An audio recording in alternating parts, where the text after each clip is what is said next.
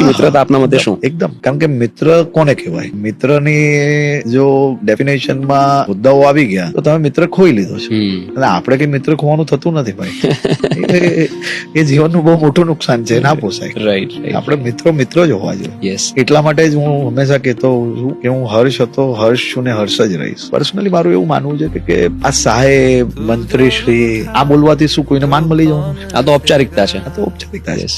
આ બધું artificial importance છે. એટલે હું ઘણી વાર કહેતો હોઉં છું કે જો એ મને સાહેબ કહેવા માનવાથી હું મોટો થઈ જવાનો તો કાલે કેવડાવ માની, અને એ મને નામથી બોલાવવા માનશે ને હું નાનો થઈ જવા માનવાનો તો કાલે થઈ આવ.